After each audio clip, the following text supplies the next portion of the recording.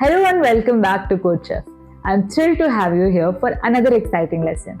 Today we are going to learn how to apply time complexity to real-world DSA problems and understand when your solutions will work or get a dreaded time limit exceeded error. This is super practical knowledge that will help you on every single CodeChef problem you solve. Come onto the CodeChef platform and experiment with these concepts we discussed today. The link is in the description below. So let's get started. Applying time complexity. Now, in the previous lesson, we learned that time complexity helps us understand how fast or slow our algorithms are. We also learned two important rules: ignore the constant and focus on the largest factor. But here's a real question: how do we use this knowledge when solving actual coding problems? So, when you're solving a problem, you'll notice something called the constraints section. This tells you the maximum size of the input. Your solution needs to not only be correct but also efficient enough to run with the time limit. So today we learn how to handle algorithms with multiple variables, how to determine if your solution will pass or get time limit exceeded, the time complexity of common algorithms you'll use regularly. This knowledge is absolutely crucial for competitive programming. So let's dive in. Two loops with different variables. Now let's start with something very interesting. We learned about rule number 2, which is to focus on the largest factor. But what happens when we have two different variables? Now let's look at this algorithm. Here, the first loop runs from 0 to n. So it executes n times. So the time complexity is big O of n. Now line 5 to 7, here the second loop runs from 0 to m. It executes m times. So the time complexity is big O of m. So what's the total time complexity here? The first loop gives big O of n and the second loop gives big O of m. So the total is big O of n plus m. Rule 2 says we only care about the largest factor, right? We cannot ignore either n or m because both are variables and we don't know which is larger. They could be equal, n could be bigger and m could be bigger. If we are already told that m is large compared to n, then we can simplify it to big O of m. But in the general case, the time complexity remains big O of n plus m. This is an important exception to remember.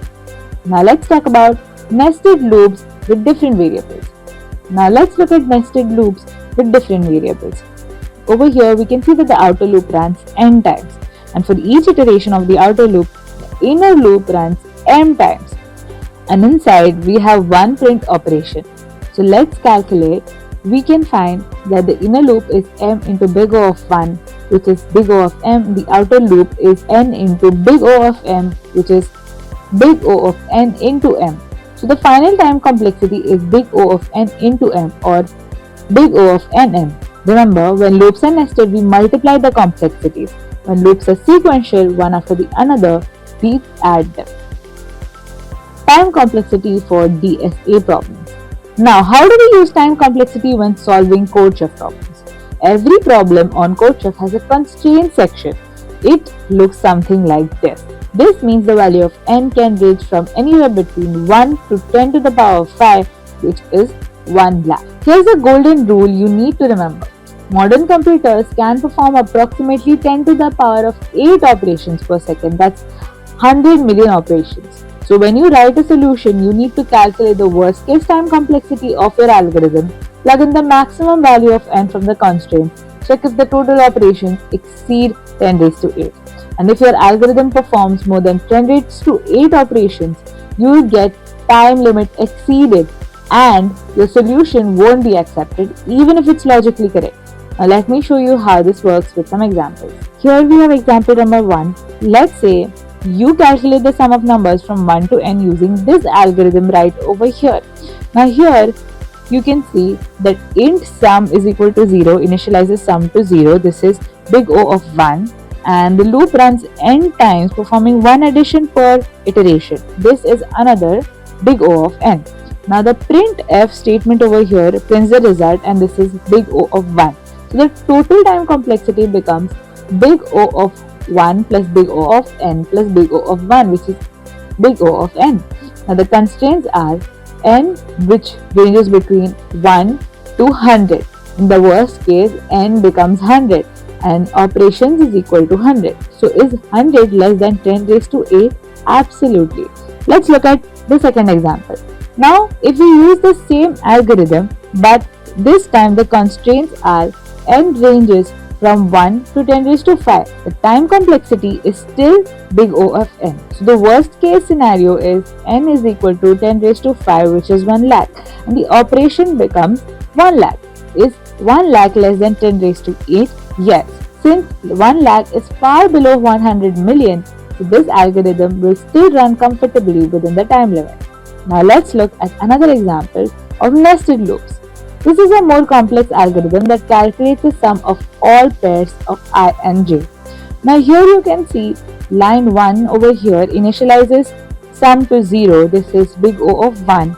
The outer loop runs n times and the inner loop runs n times for each iteration of the outer loop, and two addition operations inside of the inner loop, and the time complexity calculation is the inner loop is n into big O of 1, which gives big O of n, and the outer loop is n into big O of n, which gives big O of n square. Now this algorithm can run within a second if the constraints are n ranges from 1 to 10 raised to 5, where the worst case is equal to n is equal to 10 raised to 5, and the operations is 10 raised to 5 the whole raised to 2, which gives 10 raised to 10, which is 10 billion operations. And is 10 billion less than 10 raised to 8? No. So 10 billion is 100 times more than our limit of 100 million. So this algorithm will definitely get time limit exceeded. You would need to find a more efficient algorithm to solve this problem. Now, time complexity of standard algorithms. Let's look at the time complexity of some standard algorithms right over here. Memorizing these will help you quickly decide whether an approach will work based on the constraints. So, for loops, single loop till n or big O of n, the maximum n possibility is 10 raised to n. The nested loops, both till n, big O of n squared, the maximum n possibility is 10 raised to 4, that is 10,000. And the two sequential loops till n of big O of n, the maximum n possible is 10 raised to 8. So in searching, in linear search, where big O of the maximum n possible is 10 raised to 8, and in binary search, O log of n, the maximum n possible is 10 raised to 108, which is incredibly large. The binary search is super efficient. In sorting, bubble sort, insertion sort is big O of n squared, the maximum n possible is 10 raised to 4, and the merge sort, quick sort gives big O of n log n, the maximum n possible is 10 raised to 7, which is 10 million. Array or list operations. Adding an element at the end, big O of 1, adding an element at the start is big O of n, and counting occurrences in an arrow is big O of n.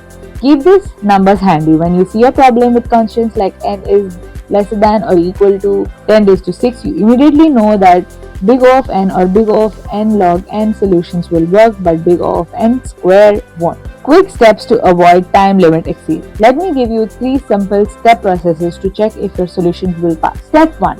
Find the worst case time complexity of your algorithm. Step 2. Put the maximum possible value of n from the constraints and calculate approximate operations. And step 3. If operations are below 10 raised to 8, you are good to go. If they exceed 10 raised to 8, you need a more efficient approach. This simple check will save you so much more time and frustration when solving problems. Now let's summarize what we've learned today. We learned how to handle multiple variables in time complexity. When you have different variables like n and m, you keep both big O of n plus m. We discovered the golden rule of modern computers can perform approximately 10 raised to 8 operations per second.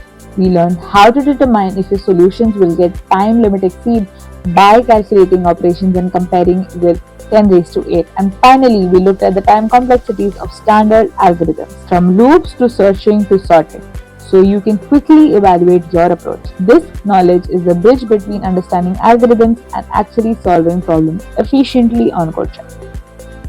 Fantastic work today. You've learned one of the most practical skills in competitive programming, predicting whether your solution will pass the time limit. Now it's your turn to practice. Head over to the CodeChef compiler and try implementing these algorithms. Change the values of n, calculate their complexities, and see for yourself how performance changes. Happy coding!